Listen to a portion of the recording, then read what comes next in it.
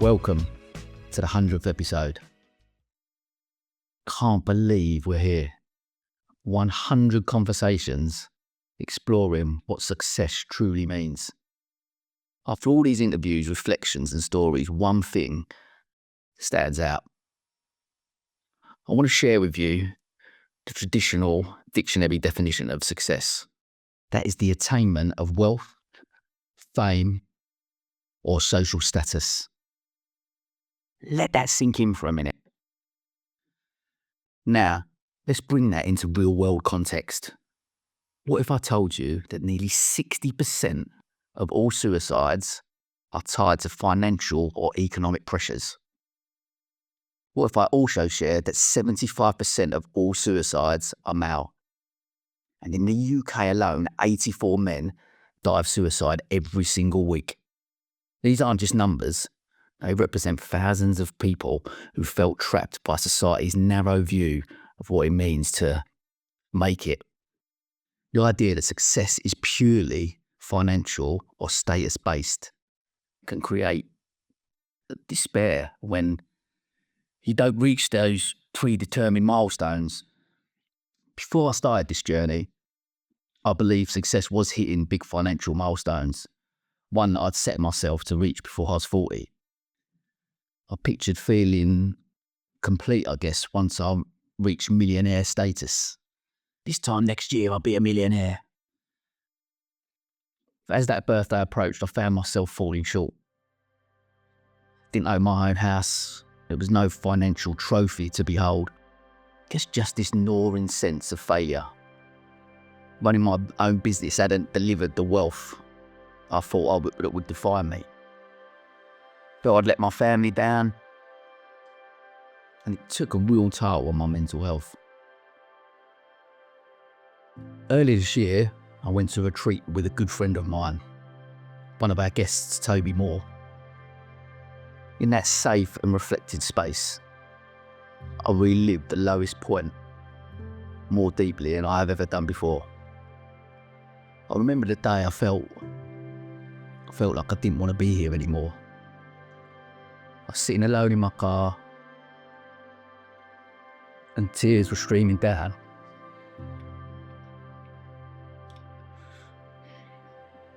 I was unable to see any worth in my life because I hadn't hit society's benchmarks of success. It wasn't until I revisited that memory at the retreat that I fully grasped the depth of my despair. After that sleepless, tearful night years ago, I finally went back home. My twins greeted me with the enthusiastic, "I love you, Daddy." My wife hugged me close, sensing my pain. In that raw, honest moment, I realised something. I realised I was surrounded by love. Friends, family, even a supportive business community that I served. It hit me that if I measured success by relationships and love rather than wealth, I was already incredibly successful.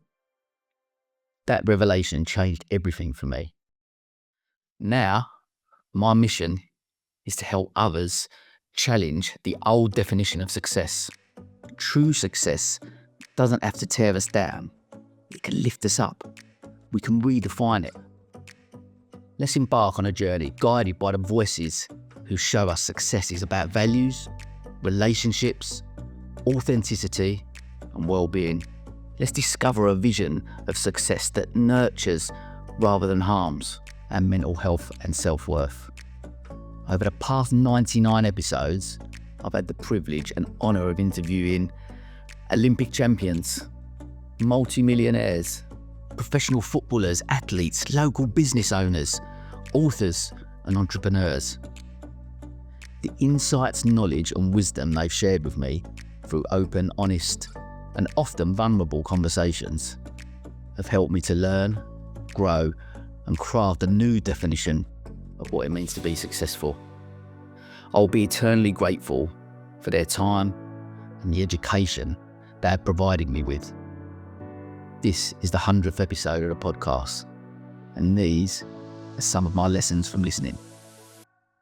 Let's begin by laying a new foundation, shifting from external achievements to inner fulfillment. When I first set out to find a new understanding of success, I realised that a crucial shift had to happen, the very core of how we define it. We live in a world that applauds grand empires, shiny trophies, and impressive resumes. Beneath those surfaces, we often ignore the quieter truths. Our values, the impact we have on others, and the meaningful way we can serve. By turning inward and redefining success based on what feels genuinely right, rather than looks good on paper, we start to see that our worth isn't measured in currency or applause. It's reflected in integrity, purposeful actions, and the warmth we leave behind in others' lives. This eternal foundation allows us to reject hollow metrics and embrace an honest human vision of success, one that speaks to who we are at our core. So success to me is whatever is important to you and whatever means something to you. Because it's not about money, it's not about building capitalist empires. It's the impact that you have on other people's lives and for the greater good. Rachel's words challenge the idea that success is built on towering financial structures. She points us towards a gentler landscape where the value we create for others matters more than our holdings. Mark Convey said, "Success is about collaboration and community, working together to solve problems and seize opportunities, especially in challenging circumstances. Success isn't chasing external validation or living by others' expectations. It's about looking inward, finding peace and aligning your actions with your values." Mark reframes success as a collective and value-driven. Instead of hustling for applause, he invites us to listen to our moral compass and find peace in true alignment. What really matters is faith, family, friends, and work that serves other people.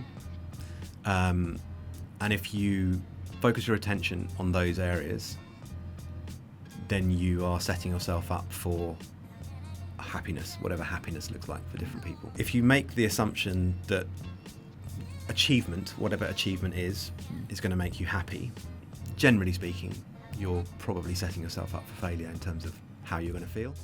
Chris has achieved huge financial wealth. Yet I've released his episode on World Mental Health Day, as he shares how reaching all his financial dreams left him with a lack of purpose and fulfillment. Chris directs our energy to relationships, service, and personal meaning. He reminds us that happiness, and thus success, is deeply personal and connected to the hearts we touch. That's why the journey is more important than the destination in anything. You gotta actually enjoy the journey, the process. If you enjoy the journey and the process, then the outcome will take care of itself, and it'll be probably bigger than you were expecting, but it doesn't really matter. If it is great, if it isn't great, it doesn't matter. It's actually the process is where the joy comes from. Selling the company and making some money, that didn't give me, the money gives me zero joy. Giles urges us to value the process itself. Success emerges not at a single endpoint, but along every step we take. This is up there with one of the biggest lessons I've learned on a podcast, and highlighted even more so during a conversation I had with Kevin Byrne, the founder of Checker Trade. Throughout the conversation, Kevin talked passionately about the business. You could see his face light up, talking about how he grew the Checker Trade to a national empire. But here he was, when he shared with me about the day he sold the company for £90 million. And then the buyer that finally bought Checker Trade turned up, and it was like, no, I've had enough of all of this. Anyway, the gentleman, Rupert Rawcliffe, that was helping me sell the company, I know he Rupert. said, he said, Kev, why don't you just put to them, these items here are non-negotiable, and you want this deal done in a month, and just see what they say. So I put all these things down, bang, bang, bang, bang, bang, and they just said yes, yes, yes, yes, yes. Wow. And the 40% deal was done within a month. Unbelievable. Wow. Wow. But on the night that we went to London to our lawyer's office and signed these papers, you'd think we'd go out and celebrate somewhere. Just got back in the car and drove home. Really? It was like surreal. It's And amazing. it's, you know, in one sense, selling the company has dramatically changed my life. Yeah, sure. In another sense, I wish I still had what I had. Listening to these perspectives, I'm struck by how shifting our focus inward reveals a richer, more compassionate definition of success. Instead of chasing empty validations or scoreboard metrics, we find meaning in the quiet integrity of our actions, communities we uplift, and the kindness we extend. It's a reminder that our worth isn't tethered to market values or trophies, but rooted in our ability to bring purpose and care into the world. By establishing this new foundation, one built on values, relationships, and authentic alignment, we free ourselves from the old narratives and set the stage for a more personally fulfilling and socially resonant understanding of success. As I delved deeper, I realised that the initial spark of redefining success naturally led to more intimate questions. Without the armour of titles or wealth, what remains? Often, it's the quiet power of our closest bonds, family, friends, and loving communities, and the courage to live life on our own terms. Authenticity and meaningful connections emerge as essential ingredients in a rich and fulfilling life. When we trust ourselves enough to show up as who we really are and surround ourselves with people who appreciate that authenticity, success stops feeling like a distant finish line. Instead, it becomes a daily experience woven into the relationships we cherish and the truth we choose to honour with ourselves. We work together and we're husband and wife and we're mother and father. Our bond is so tight that we both can't imagine lives without one another, however hard it is on a day, which it can be, right? But that bond is significant. My kids are the best thing ever. They're very different, but they're the same in every way, as you could well imagine.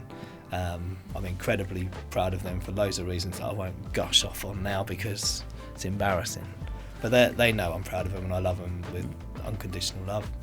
My family are incredible and I spend as much time as I possibly can with them. Not enough. So I've got my family, I've got my best mates, strong network, I've got my lucky bracelet and coin, that'll do me, right? So my idea of success is that. I'm proud of that. Anything we achieve thereafter is all good. I'll keep pushing, I'll keep trying my best every day. I want to win, but that's success. I'm happy. Gary reminds us that true wealth can be measured in the warmth of our relationships rather than the material symbols. His perspective shows that living authentically and valuing love over luxury sets a powerful precedent for what we call success. In my 20s would be to have £1 million in the bank. That'd be quite nice. But 100%, I mean, I've been through this, but 100% that I'm healthy, my family are healthy, I can afford to help them, I can live a good life, I can give back. It all sounds cheesy, but it's so true. It's so true. I think having built up resilience and that I know that I can be happy and my family can be happy, that's it for me. That's it. There's no more. Emma's focus on well-being and contribution underscores that when we prioritise the health and happiness of those we love, we define success on more human, heartfelt terms. terms that resonate with who we truly are. Been recently having quite a lot of therapy and trying to not be too preoccupied with the past. This is what I've been working on, because I think one of the success for me is learning, and this is gonna sound a bit highfalutin, but it's true for me, is learning how to accept being cared for by others. So by that I mean overcoming my individualistic need to be or key on my own and then allow other people to care for me. I've never been very good at that. I've kind of pushed people away who want to care for me. I'm trying to be better at that, and that hopefully then allows me to be more present and care for others. I was going to start with saying learning how to be loved and love others, but that's such a common trite thing to say, isn't it? And yet I think it's probably nearer the truth. And that's success, because that means we can be present in our relationships with other people in the here and now, which is what we've been talking about all along, you know. That allowing, let go of the past, don't worry too much about the future and be here, means we can love others and allow others to love us better. And I think that's what success is. Graham's vulnerability highlights that acknowledging our need for care and connection is not weakness, but strength. Accepting love, reciprocating it, affirms our authentic nature, reinforcing the idea that honest relationships are at the heart of a meaningful life. Success objectively is achieving something that you aim. That would be objectively, we look for that definition. But for me, I can tell you how success looks for me. And that is getting back home from work and seeing my family happy to see me. That is success for me. Success is being able to maximize my passion of playing football for 20 years, or since I was 14, you know what I mean, until almost 39. But 20 years as a professional. Being able to spend that time doing what I loved, that was success. Success is having friends who I can share good things, good moments of my life, and they're happy for me. Meeting people who they're special, and they support and they give me something to me in terms of helping into my development. That is success for me. Bruno paints a relatable picture for everyday joy. His definition reminds us that simply returning to warmth and understanding can count as success, reflecting a life anchored in sincere, loving relationships. Over time, I've learned no title or wealth can replace the feeling of being valued for who you are. Embracing authenticity and investing in genuine connections taught me that success is found in the people who truly see and appreciate us, and in the courage we show by living life true to ourselves, embracing presence, well-being, and inner truth. As this journey continued, another vital component surfaced: presence. We live in a future-focused world, always chasing what's next. What if success is found in savouring what's here right now? By embracing presence, caring for our mental health and emotional health, and meeting ourselves honestly, we find that success is a way of living, not a goal that we postpone.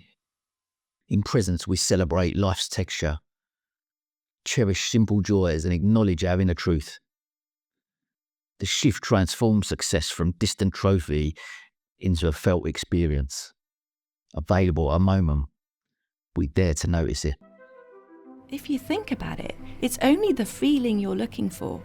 It's not actually the car, it's the feeling of driving it. It's not the big house with the drive, it's the feeling of being in it. Because this is all illusionary. What we see is illusionary. This is 3D world. We are multidimensional beings. We don't exist just in the 3D body form. This is an avatar.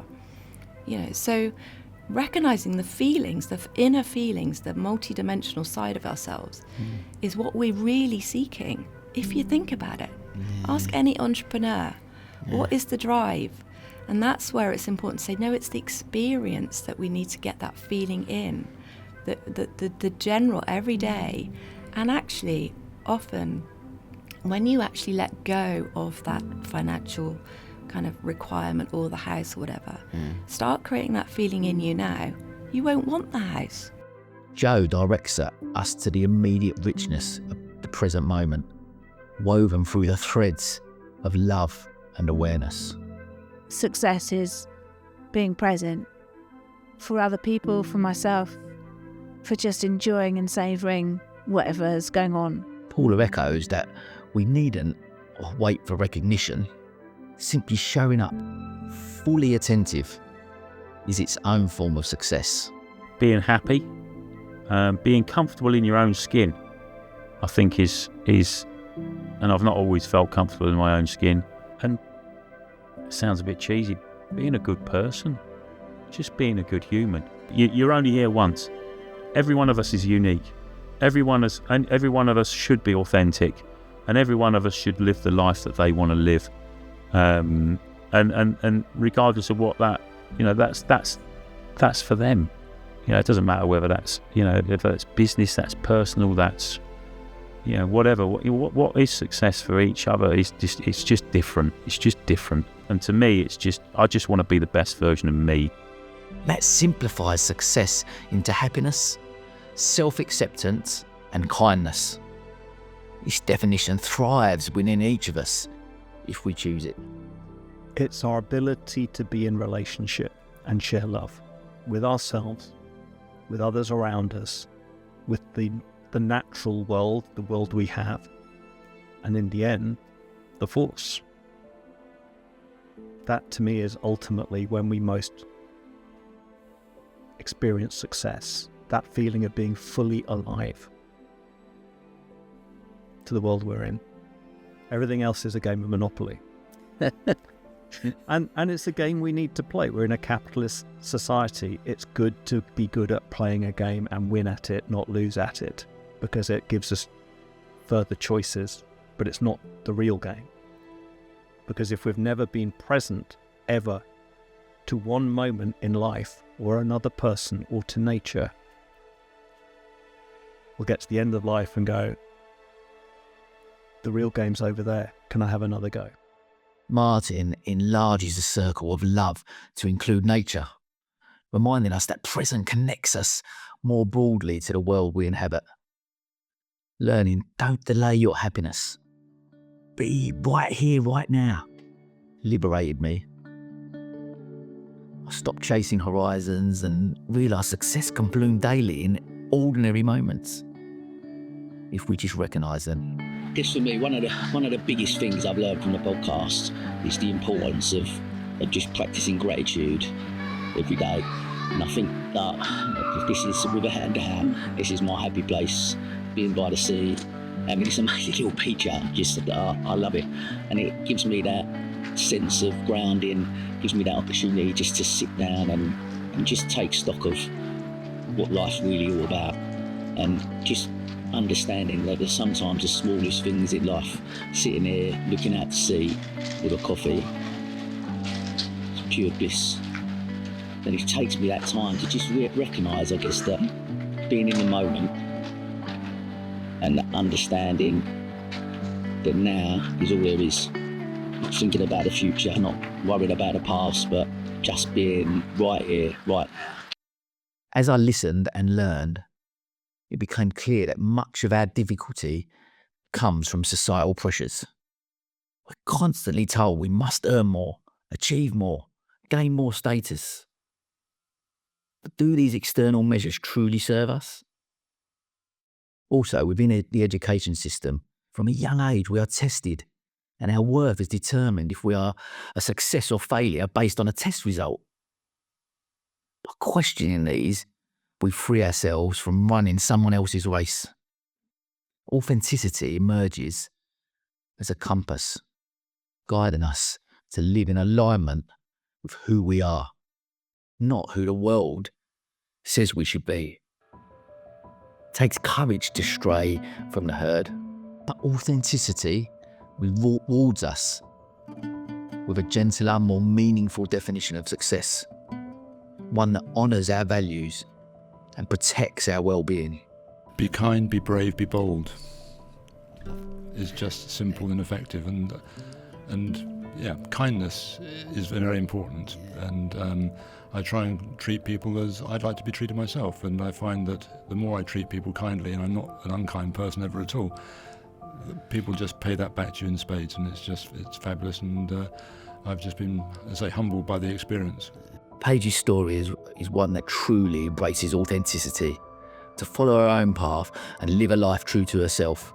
She really is a true inspiration. Success is a feeling. It's not a destination or a thing that we can kind of aim for or strive for. Like, it's just a feeling. Like, and I can wake up today and feel successful. I can wake up today and feel unsuccessful. I can wake up today and feel unsuccessful, and around lunchtime I'll start feeling successful again.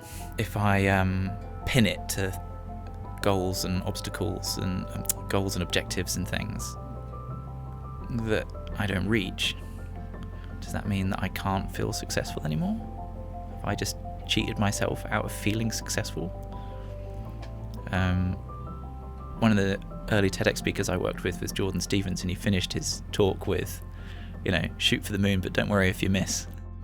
Toby disrupts the myth that success has a far-off point. Instead, it's alive in the here and now, shaped by our emotions and daily choices. Olympic silver medalist Leon Taylor said, "Success is about being able to navigate challenges while staying true to your values." It also involves giving back, mentoring others and helping them grow. Leon spotlights values and service. When we remain authentic under pressure and lift others up, success becomes communal rather than self-centered. For me, authenticity replaced old scripts. As I often say, helping the world to see success differently, that's my goal. Letting go of external approval allowed my true voice and purpose to emerge. Another insight that surfaced was the importance of balance. Too often we imagine success as a relentless climb towards a single goal, sacrificing other parts of our lives along the way. But what if success thrives when we acknowledge all aspects of who we are? Our roles within family and friendships, our health, our personal growth, our work, and allow them to coexist naturally. By embracing this holistic perspective, we recognise that success isn't one-dimensional. Instead, emerges from a life where every facet contributes to our overall sense of purpose and well-being. There's something in me that just wants to be under the radar, happy, yes, earning money now, because I haven't earned any money being a teacher. So I want to pay off a mortgage, and I've got a flat in London, and I don't want to live in a flat in London when I'm 50. Future is contentment, zero, minimising stress, building new friendships, sustaining current friendships, staying fit and healthy, being grateful, and really not one of those answers was linked to the word business, was it? Steve shows us that fulfilment can be found in quiet satisfaction rather than chasing high-profile acclaim.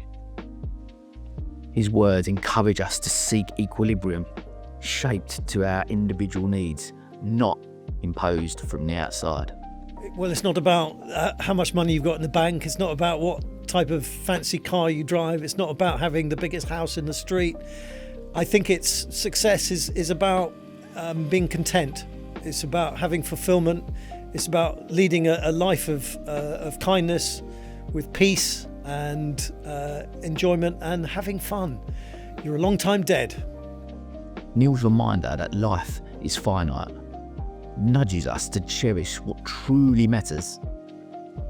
His definition invites us to invest in kindness, peace, and joy, rather than financial scorecards. Success is, for me, it's like trying to find a balance in your personal life, in your family life, and in the work you do, and how you want to contribute to the world in the best manner as possible, the best way as possible, as a professional, as a human being. And for me, everything starts with the family, having a good family. This is success. When you have time and chance to go back with your parents, and after so many years, spend time with them, this is success for me. When my kids grow up as they are now, 23, 20 and 17, they really enjoy your company. Instead of they going out with friends, they prefer to stay home. This is success for me. And then when you work hard in football, as I did for many years, and then people still appreciate what I have done, this is success. It's not a fame. Fame is come and go, but success is a long-term journey. It's a long-term, how do you balance the personal life, the family, spirituality, and the work you do to serve for some purpose. Either can be helping somebody or serve the world in the best way as possible. I think this is my definition of success. Balance life in the best way you can. Gilberto focuses on steady growth and lasting connections, placing family at the heart of success. The slow, persistent pursuit of betterment rather than a single moment of glory defines his vision. Reflecting on these insights, I can recall a powerful moment with my good friend Rob Starr. I tell you what, I think that I lump everything in together. Yeah. It's how I do it. So we have Seiko, we have the mortgage business here and the insurance business abroad. I'm writing I've written a book, as you know, and a ghost story, and I'm writing another one at the moment. Yeah. Musicals, I've done that, and my sports stuff and the charity and Seiko.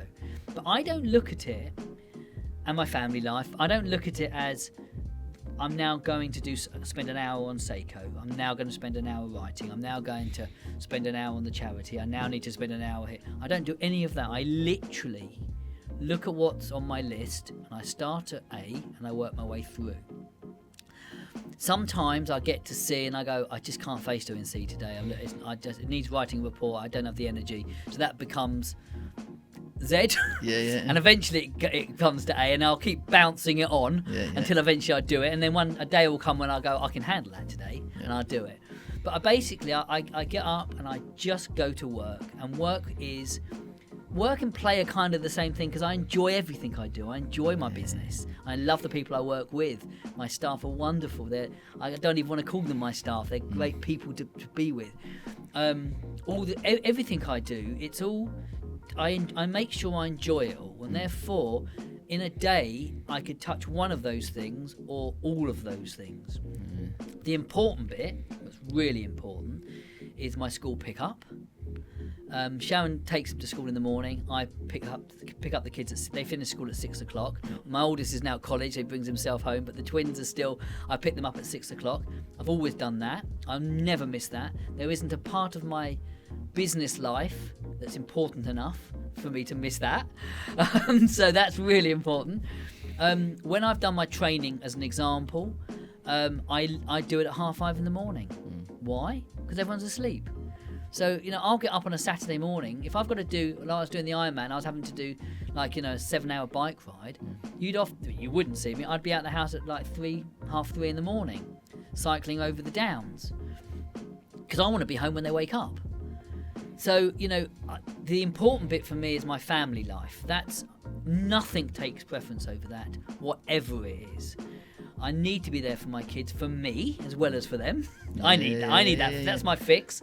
I have to have that, and I need to be there for Sharon. And Sharon, she's like Superwoman. I know I sound busy. She's literally like Superwoman. She's got so many different projects and jobs she does. She's in the entertainment world, and she's crazy amounts of stuff. So we're a partnership. So, if the washing and iron needs doing, I'm going to do the washing and the ironing. If dinner needs cooking, I'll do the cooking. And if she needs to do it, she will. So if there's a day when I need to be there to help out, or if it's Saturday and I want to be there when they wake up, so I'll get up at 3 in the morning and do it. We all have 24 hours in a day. If you want to do something, find a way of doing it. So I think my work-life balance is perfect, because I get all the home time. I get more home life than people who do a 9-to-5 job, in my opinion. By understanding that every piece of our life's puzzle matters, we cultivate a richer, more sustainable sense of success. We stop trying to juggle competing worlds and start living one integrated, authentic life. The concept of different hats resonates strongly here with me. I've worn many hats: entrepreneur, partner, parent, friend, and learned that true fulfillment emerges when I honour all of these roles. Rob's insight reinforces that when we embrace the fullness of who we are, success isn't a distant summit. It's the harmony we cultivate across all domains of life. A good friend of mine, Bud Johnson, once said, "We are all more than one thing." We've heard so many voices, each redefining success beyond wealth or fame. Together, they paint a vibrant picture of success as personal fulfillment, values, relationships, contribution, presence, authenticity, balance, and growth. With this in mind, what if our collective definition was something different? They've all helped me to define it in this way. Success is the ongoing pursuit of personal fulfillment, meaningful relationships, and positive impact, achieved by living authentically, embracing the present moment, and aligning actions with one's core values. This definition echoes what I learned during some dark times, and through the insights of these incredible guests, it unifies their wisdom into a tapestry of hope. By now, it's clear that clinging to traditional markers of success can weigh heavily on our minds. Some feel stress, anxiety, or worse, they don't match the world's narrow ideals. Social media, cultural norms, and constant comparison can twist our self-worth into knots. When we broaden our definition, we allow ourselves to breathe. We create room to recognise success in love, health, learning, and service.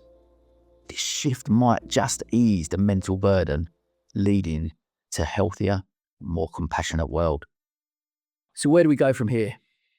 I invite you to reflect on your own life. Consider your relationships, your passions, the moments of joy that brighten your days. Ask yourself, how do I define success? Take a moment, write it down, share it with someone you trust. Let's spark a movement that values authenticity, kindness, growth, and love over status or wealth. Your voice, your unique perspective, your unique definition can help rewrite the narrative. We've reached the end of this special 100th episode.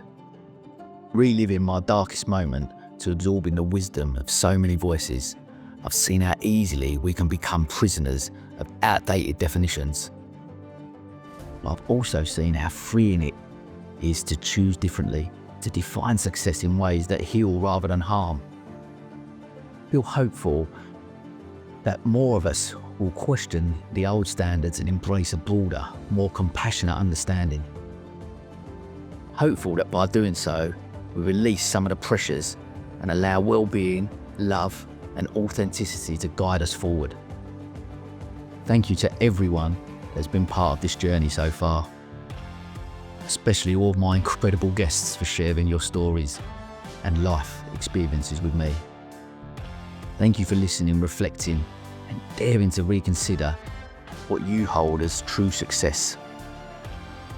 Here's to the next 100 episodes, the next chapter, and a world where success is measured in moments of love, shared laughter, growth, and genuine connection. Until next time, take care, stay true to what really matters, and redefine success on your own terms. I'm going to leave you with a quote from one of my favourite books by Charlie Maxey, The Boy, the Mole, the Fox and the Horse. What do you think success is? Asked the boy. To love, said the mole.